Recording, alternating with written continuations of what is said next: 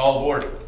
Can I say one thing? Are you already started? You want to get in front of this? Yeah, if it's already started, this is ideal. Okay, assignments tool. For all of you guys who are regular students, you know the deal as far as doing your assignments. What's really cool, we have a brand new tool on there. When you, in your student screen, left-hand side, you're going to see something that says assignments. You click that thing. Now, anything that's due is going to show up in white, and you can just go straight to it. You don't have to go find your course or anything else. Go straight to your assignments. You can upload or take the quiz there. You don't have to do a lot of jumping through hoops. That's the first thing. Also, you're able to see every paper or whatever assignment that you've completed in the last 8 weeks with the grades and all there, and then even able to, when you click on that, see a comparison, see how you're doing against the average of the class and all that stuff, okay? But the assignments tool, really good thing. You'll find it helps you a lot, saves you a bunch of time, okay? That's all I have. Thanks. Thank you. Thank you. Okay, let's pray, then we'll kind of start from scratch, talk about the class a bit, and then we'll get into it. Jesus, thanks for your presence. Thanks for your help here. God, you are counselor, you are helper, you're comforter, you're so much more than that. Thanks for being all that you are. Thank you for each one of these students, God, on the sound of my voice, and whether they're sitting here with us or may get this online at some point, God, we trust that you've got a great plan for their futures, and you're full of hope and not calamity or destruction. God, I pray that we could just learn and grow to be better pastors, better shepherds, better ministerial leaders. God, we want to lead people well. We want to care for people well. Help us to do that. In Jesus' name. Amen. Amen. So first of all, I need to say I'm honored to teach this class, but I'm underqualified to be talking about how to pastoral care, how to care for people pastorally.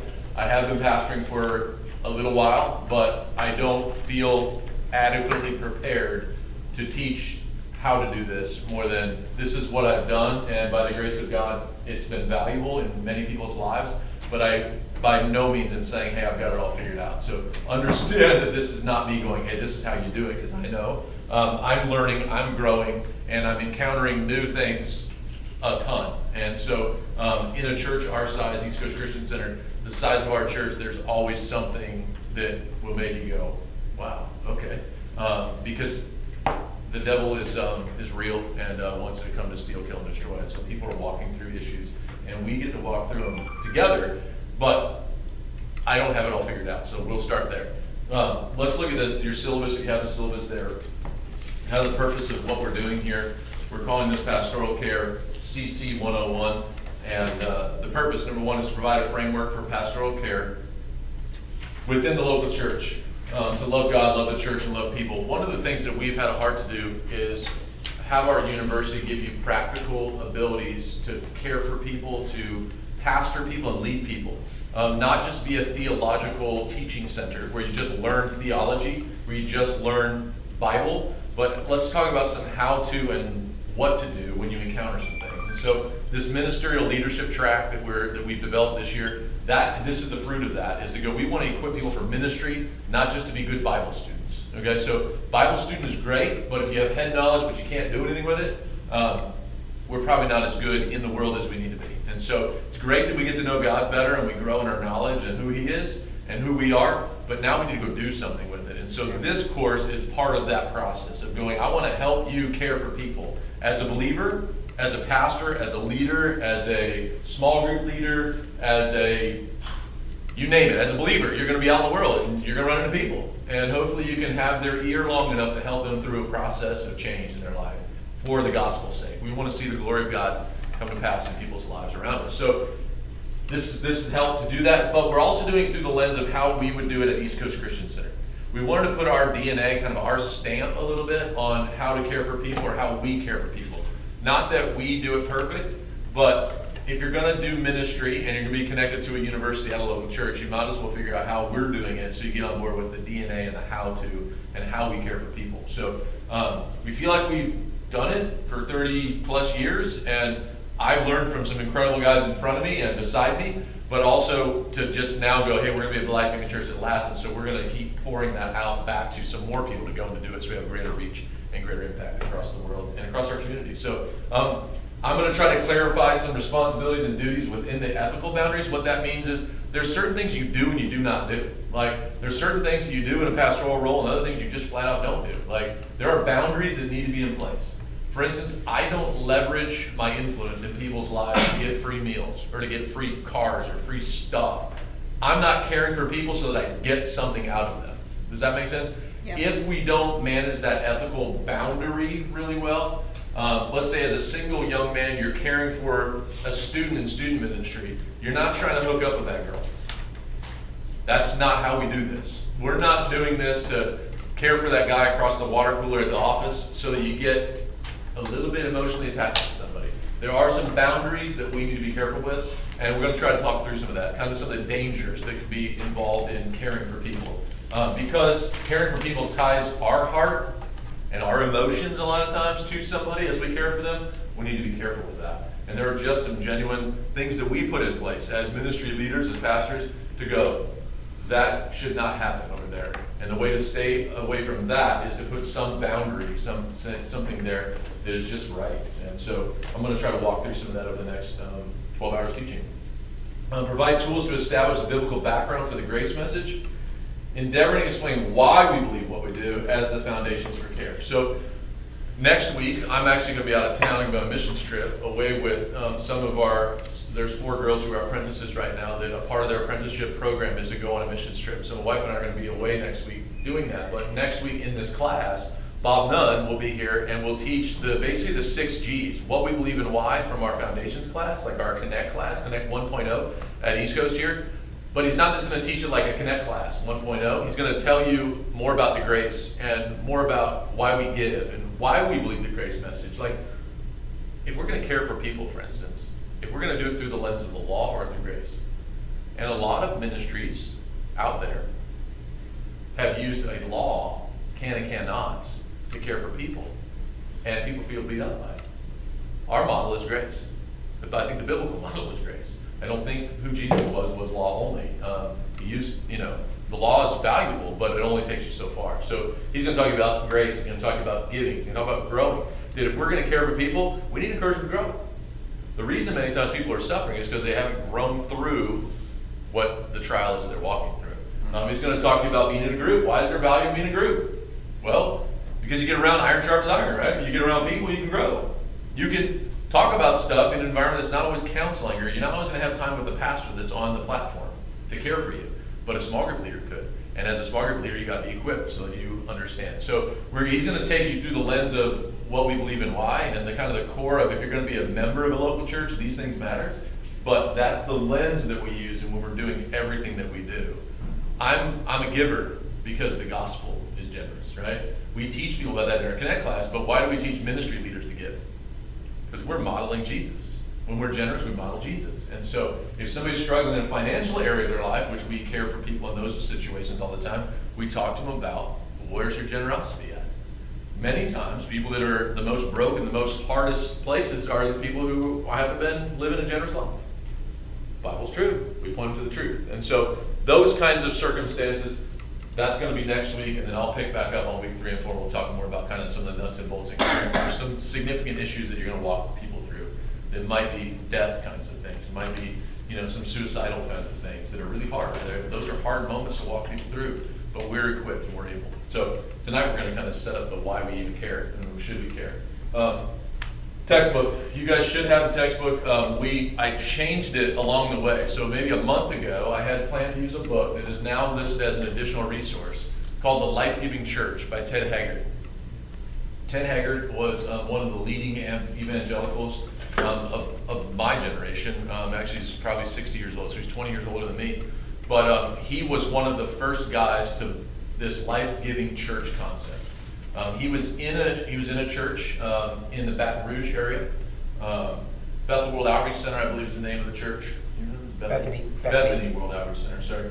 And he went and planted a church called New Life Church in Colorado Springs.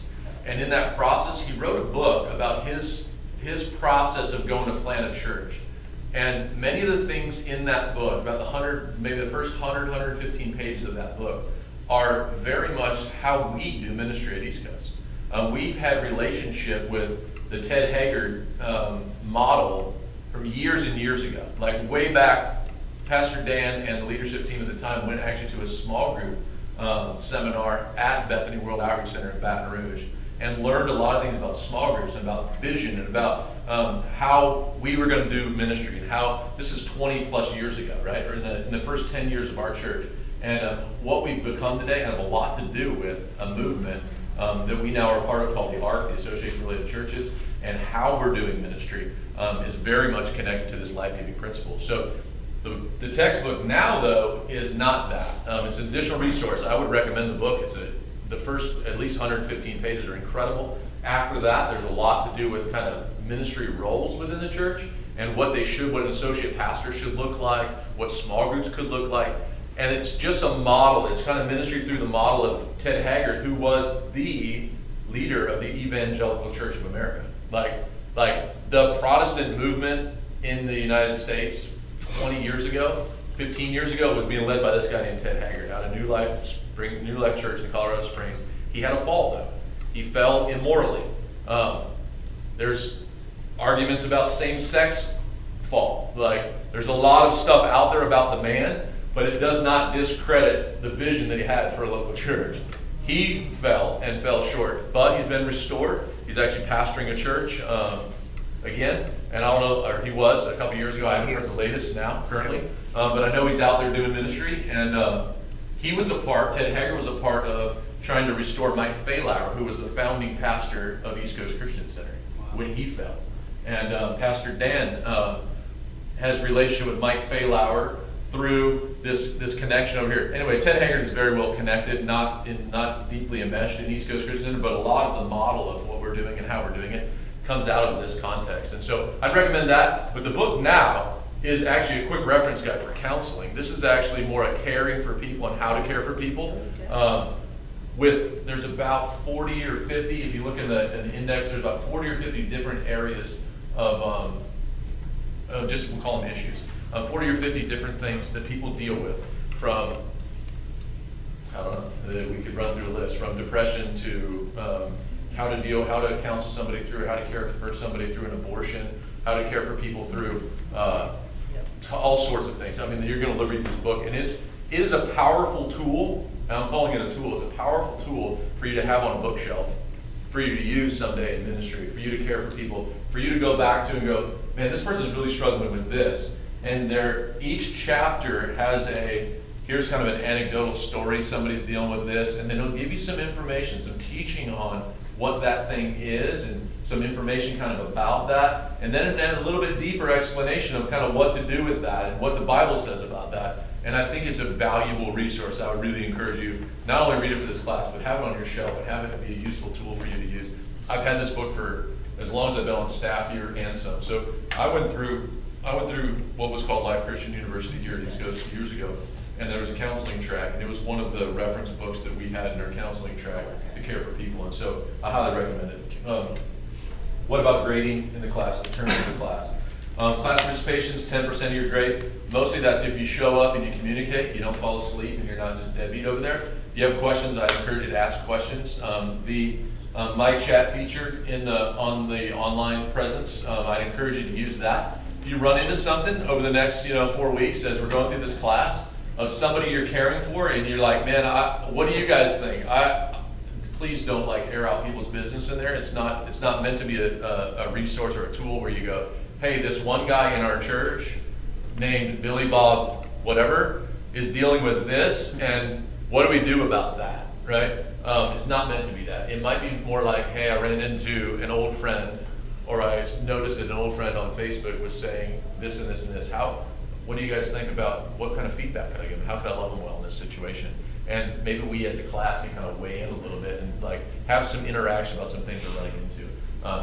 I'll be happy to throw some scenarios into there that you go, hey, what about this? What do we do with that? And please don't use real names. Make fictitious names. We could all use Flintstone names if you want. You could use Barney and I don't know. You could use who? Buttercup. Buttercup. You use Buttercup if you want. You use Dukes of Hazzard names. You could use Bill Cosby names. Let's pull out some names that are not real names of people that you're dealing with today. What you just called? Oh, now Bill Cosby, don't use him. Yeah, Okay. he got some issues too. But you know what? He's still valuable, right? He's somebody that needs Jesus. And anyway, that's actually part of this class, is dealing with people that struggle with stuff. And it's our call and our duty as a believer to care for people well. So Let's do that. The second thing is there's a one-page summary of an approach to apply a selected area of concern detailed in the textbook. So what you're going to do every week, so for next week you're going to have a one-page paper that's due. You're going to pick a topic out of the 50 options there in your book. So let me reference what page that is in the book here. On page 5 of your book, there are about 40, I'm going to call them 40 different areas. I'm going to ask you to pick one of those areas and write a one-page paper. Note that each one of these sections is about 3 to 5 pages long. A one-page paper describing the value of caring for somebody with that situation going on in their life. So why do we do it? What's the point? And maybe even you could give me a couple verses on the value of what God says about it. There's scriptures in there. You could use those if you have to, but if you can pull a couple others besides what the book is giving you to use, I don't want you just to regurgitate what a chapter of the book says. I want you to actually use that to comment, to explain, to apply. How is this valuable? Like, why is it valuable? For instance, abortion is one of the first ones in there. Why is it valuable that we care for somebody who's walking through the process of abortion? One page. That's like not a lot of words. That's just a simple page on this is why it's important. You're going to upload that to the web-based thing, or if you want to print it out and bring it in, I'll take it that way. But upload will be easier for me to review and do that. I could lose your paper. That wouldn't be ideal. But if you want to bring one in, hard paper, bring one in. Otherwise, upload that before class next week. And similarly, each of the next 2 weeks, you'll do the same thing. And then for the final, or the last part of this, is the 3-page paper explaining the value of one of the 6 G's. So next week, when Bob goes through the 6 G's, you're going to take one of those 6, and you're going to write a 3-page paper on the value of one of those. So what is the value of grace? What is the value of giving? What is the value of groups? What is the value of going? There's 6 of them. And short of me just walking you through all that right now, he's going to talk for 3 hours next week on the value of all of these. So take good notes next week and use that for your 3-page paper. That would be your final. That's basically the class. That's where we're headed. Honestly, more than I care about this 100% and your grade and the terms of this grade, I want you to get information to be equipped to go minister to people and care for people well. And if I can be of assistance to you in that process beyond these 4 weeks of a class, I want to do that for you. Side note, the 4th week of this class is Thanksgiving. And so we meet on Tuesday that week. You guys know that, right? Like, we do Thursday, then the 4th week is on a Tuesday because Thanksgiving is actually the Thursday. That 4th week is November. Okay? All right, so let's get into it. If you have some slides, you have copies of slides there. The first question is, do we care? Why do we care? Do we care? And why do we care? Why do we care enough to take care of somebody? I'd love to hear an answer to that. Why do we care? Called to be Because they're shepherds. valuable. Because they're valuable? What'd you say? Yeah, we're called to shepherd people, to care for the unlovely and people. Yeah, because we're supposed to, right? We're called to. Any other good reasons? I think sometimes because we've been cared for first. Yeah, somebody did that for us, right? So we'll do it for somebody else. Any other good reason? And by helping people, we help ourselves. Yeah. We lift ourselves up higher. There's a great verse that says, "He who refreshes others, he himself will be refreshed." Yeah. We don't often recognize how valuable it is for us to be helping somebody else, what we're growing in that process. I think that's a huge part of why we should care. Why it even matters that we care for people. At the end of the day, we care because people are valuable and because somebody valued us. I think that is true, that is good. I just don't want to do it as just to reciprocate what's been done for me, though. I want to do it because they're worth it, more than because somebody did it for me. Although I was valuable and somebody valued me, whether I ever felt that or knew that or even have learned that, I still want to care for people. And I think we're built to care for people. We are built to not be self-focused. When we get self-focused, we get consumed with all sorts of messes. And honestly, the biggest problem with people around us is they get so consumed and selfish, they get consumed themselves, and we have to break that cycle. That's caring for people is breaking the cycle of I cared more about me and what somebody thought of me or what somebody might think of me or what the enemy thinks of me or what God thinks of me, and so I behaved a certain way. So we care enough to go, I don't want you to end up short of God's design for you. That's why we care. We want to see people fulfill the design that God had planned for them. And when we see around it, and on some level it's kind of prideful for us to look around and go, they're not there yet. Like we're assessing where they're at as if we know, right? But when we see sin, we know that's always short of God's best. So we have the ability to look and to go, because people say that sometimes. How dare you tell me how to live?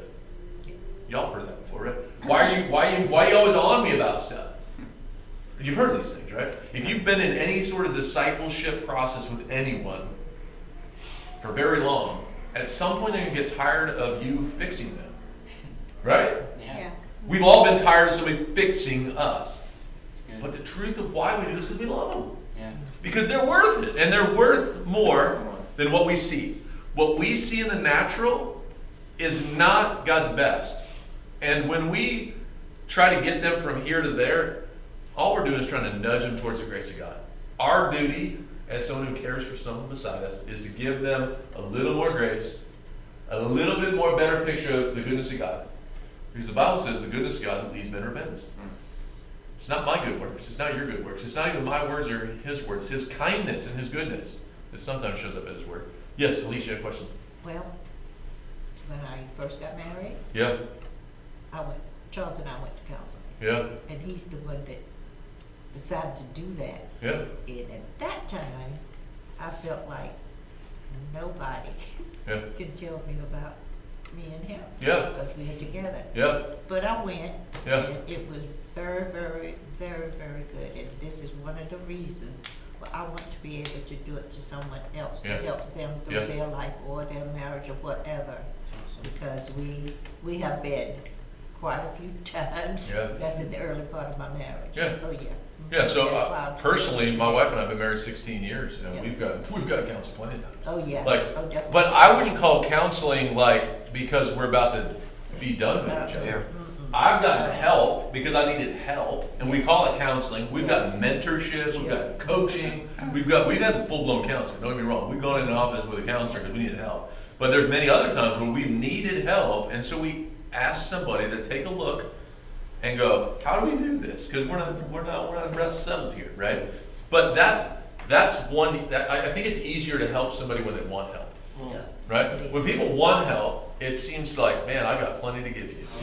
But how many Yeah. times we run into people and they just don't feel, or we see something that doesn't look like they care at Yeah, all. that's right. They don't want help. And what do we do then? That's a hard case when you know they don't want your help. What do? How do you care for that person even though they don't want it? You know, speak truth in love. So Yeah, it's truth, but there's true. love too. Yeah. And sometimes you don't even get an opportunity to speak the truth.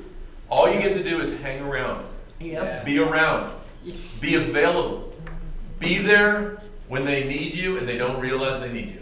That's awesome. Be in the conversation long enough, and you're going to hear me say this over the next however many hours that I talk to you guys, is be in the conversation. Stay in the conversation long enough to get the opportunity, right? You have to win a witness, we call it, right? You invest in them long enough to invite them into relationship with God's best. Yeah. But if we're not willing to invest, we don't have room for helping people. I help people in my office in the counseling environment about this much. I honestly, the hour or 45-minute counseling session that I can have with somebody really could be done in about 5 minutes. I could give them a 5-minute fix, and that would be just as good as the 45 or the hour. But what the hour does is it gets me into their life long enough Wow. to give them another 5 minutes someday, right? Yeah. It's not 45 minutes of just great wisdom all the time. It's 5 minutes of here's a nugget, go run with that, and a lot of hanging out and just hearing a story, being empathetic, caring, and listening. And better counseling, honestly, in my opinion, has happened when I've been out on a run, when I've been out at Walmart somewhere with a buddy, when I've been doing life alongside somebody. Because in those moments, the walls are all down. Yeah. And when you walk into a pastor's office and you sit down, walls get real big, just like you said, Nobody had the right to tell me, right? Yeah. But they talk long enough, they care long enough, Yep. that your heart softens, and there's so many walls you gotta break down in a counseling appointment versus when you're doing life alongside somebody. That's why you gotta hang around in someone's life long enough so the walls come down so they can Right. hear you, right? You know- And they hear you long enough. And you know what, for me, Yeah. and that really helped my marriage too as well. Oh, yeah. And to help us to stay together longer. Oh, yeah. Because he was gone, military. Yeah. Gone is here and there, you know, for Yeah. a year, and I had the kids, so that helped me Oh, yeah. to understand Oh, yeah. his life, what he does, and what he had to do, because that was his job, Yeah. and to understand that, because really at that time I was young. Yeah, and you just don't know. You don't know half of what you don't know, right? Like, you don't know a lot of it you don't know, right? So that's a good thing. That's why I want to be a counselor. Yeah. Well, so what you don't realize, and I would say this across this whole room and across anyone who hear this, is we are counselors before you ever, Right. before you ever become a provider of care. You are. We all are. Like, as a believer, we've been all given the ministry of reconciliation. Yes. Yeah. We all have a duty to reconcile people back to the Father. Like, that's caring. Like, and honestly, if you don't care about something beside you, you probably need to get some things worked out in your heart with Jesus, right? Because we've been given something valuable. We have the best gift to give away. But if we aren't willing to give it away or look around and go, hey, there's a need for this gift that I have, we're pretty selfish and we've got some broken in us. So becoming a provider of care, I think, is actually comical. Like, I put this down because I thought, you know what, this is good. People think they want to become something. We are. Yeah. Now, are we becoming better providers of care? Absolutely. Do we grow in this? We better be, right? Because somebody said somewhere, some wise person back there somewhere said, for every new level, there's a new devil, Well, right? As you grow in your connectivity with more people and more influence, you know, you're running into more junk. It's not a new devil, it's the same devil. But it feels like there's always another thing around that corner, another one. You know what? The truth is, we're just all growing in this. And we have to see where we're at, where we're starting from as a valuable starting point. We already started somewhere.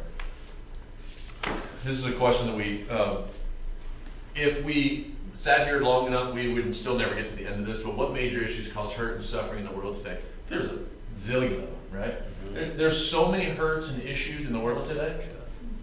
I don't have all the answers for that, but the King of Kings and Lord of Lords does. The Comforter, the Counselor, the Wonderful Counselor, the Prince of Peace, right? He's got an answer to every major issue out there. Most of these, if we get back to the major issues, most of them come back to selfish. Come back to pride. Come back to, I know better than God knows. Right? I know better and I'm going to do it my way. And it causes all sorts of mess. It causes more messes. Right? But at the end of the day, it comes back to I'm selfish.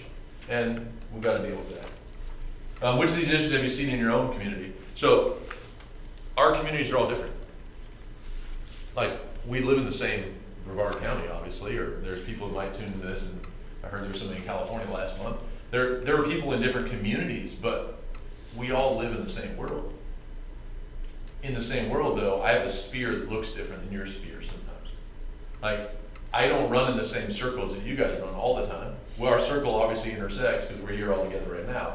But I run into a different core. My call, maybe my passion, is a different circle over here than some of your circles. But at the end of the day, we run into very similar issues. I think if we were to say, hey, you know what, I've talked to people with this, this, and this, we would all go, yeah, me too, me too, me too. Some addiction thing, some poverty thing, some sickness thing, some death and destruction thing. That's a big lump sum of a lot of it. We just get back to we're all dealing with the same things. As somebody who cares for people, we have to be aware of this. What kind of pain have you yourself suffered?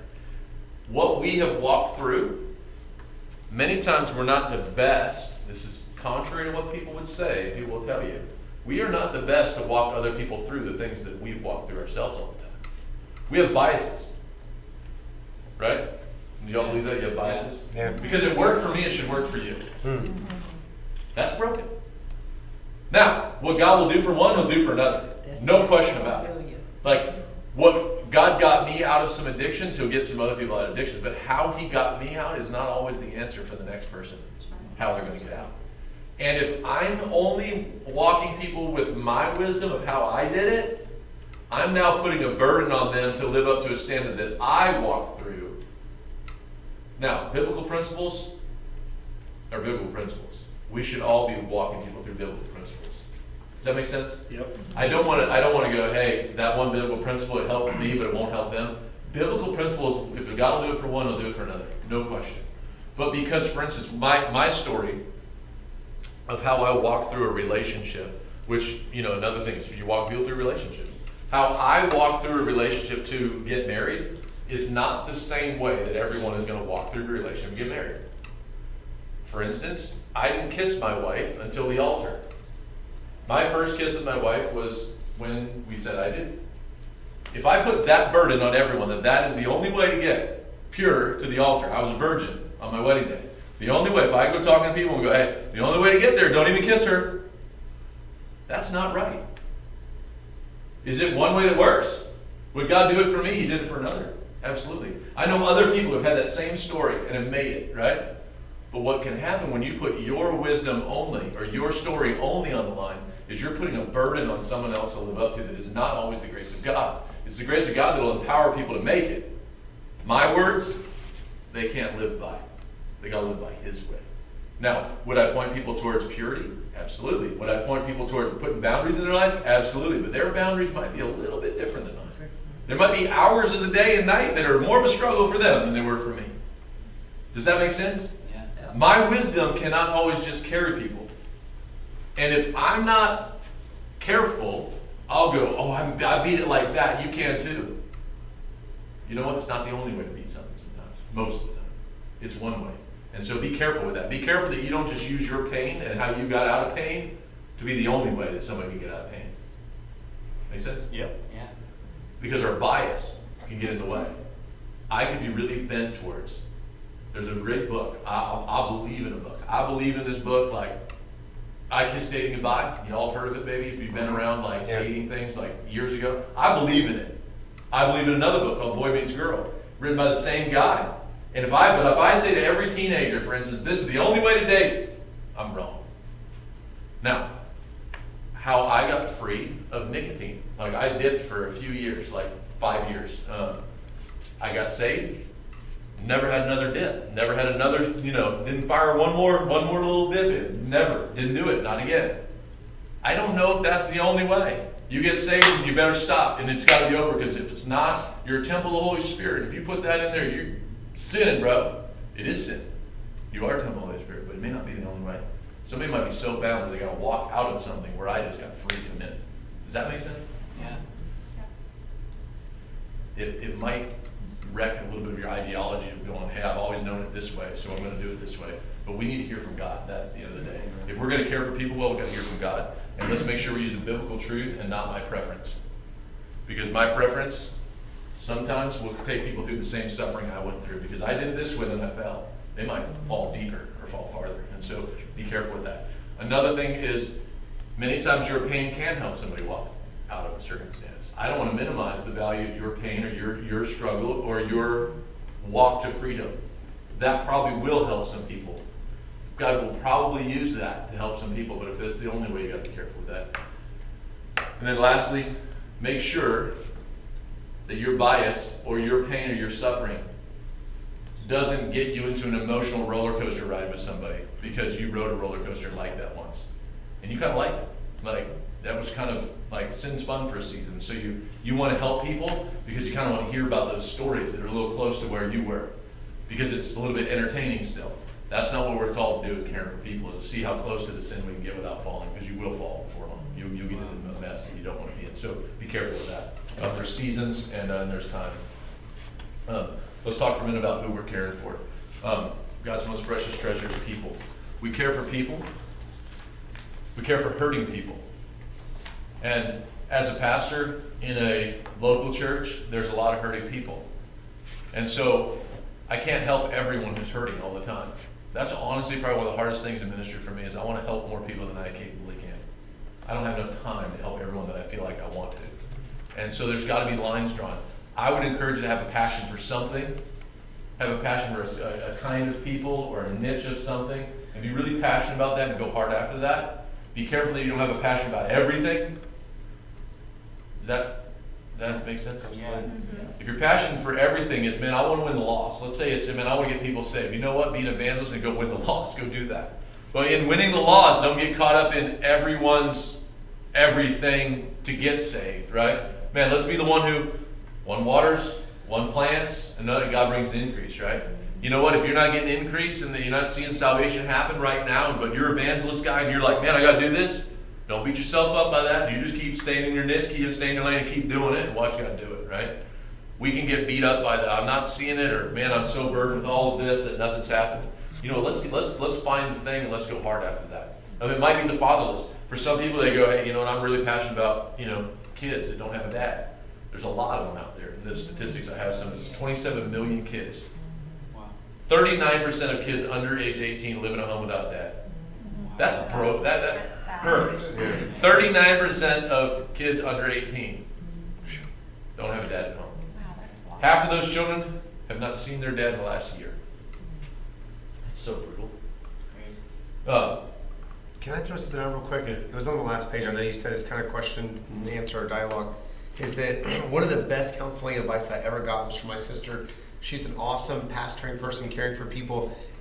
She would be talking about something and sharing like a difficulty, and I would compare it and say, hey man, aren't you glad that you're not dealing with this? And I did it to her one too many times, and she goes, listen, I love you. You got a heart to pastor. I said this years ago.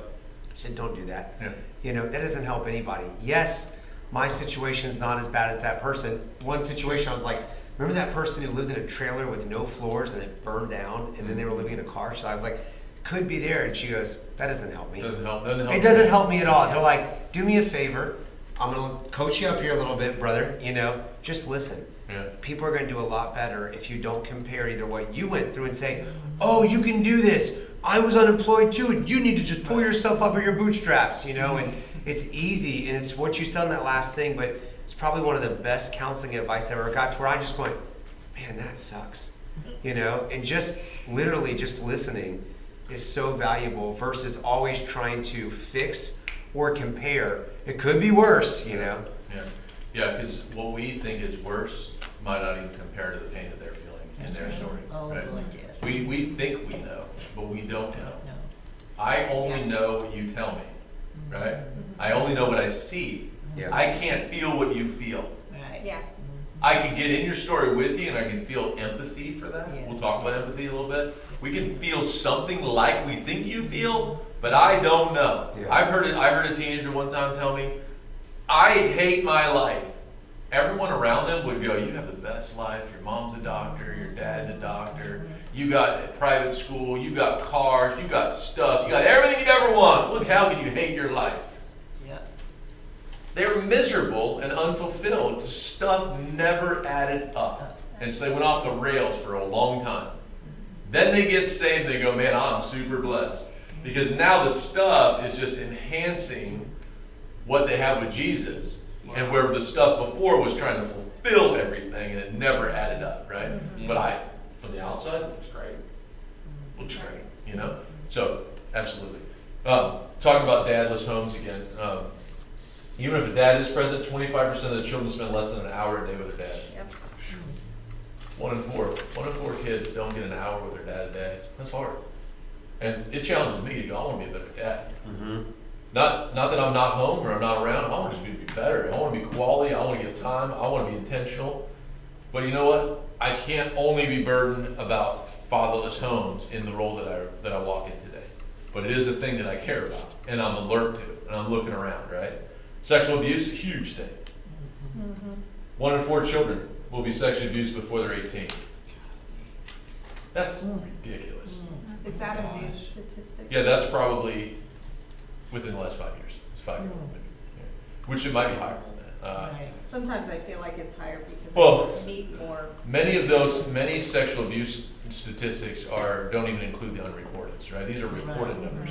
And so, again, that is relevant. Sexual addiction, statistically in a congregation of 500, which East Coast is way bigger than that, you have 50 sex addicts. So 1 in 10 people in a church environment would be addicted to sexual things. You know what that does? That destroys families, marriages, all sorts. Depression. 20% of Americans in the course of their lifetime will battle clinical depression. 1 in 5. Women experience 2 times more than men. Anxiety. 1 out of 6 experience some type of debilitating anxiety, panic attacks, obsessive compulsive behavior. Stressed. Huge numbers of people stressed. Marital conflicts. At least 50% of them married will get divorced, they say. Childhood struggles, latchkey kid. I mean, we go on and on and on about struggles and real things that are out there. Teenagers, kids. And many times that problem is not about the kid problem. Many times that's mom and dad. Yeah. That's The right. fatherless. Sexual abuse. Sorry, I gotta click through all these, but they were all on one slide. Point being that the most valuable resource on the earth today is not gold, it's not silver, it's not dirt, it's people. The best resource in the earth today is people. And how we get the honor of caring for people is just mind-blowing. It scares me. Like, the position that I walk in, it scares the tar out of me that God's given me and trusted me with so much. It scares me. But by the grace of God, I don't have to do it by myself. It's not me. The thing that when I say it scares me is when I'm thinking, I'm looking at myself again as if I'm the only one who can do this. It's not about me. It's about the Spirit of God through us. So it is 7:46. We're going to take a break. Y'all, take a break. No bell.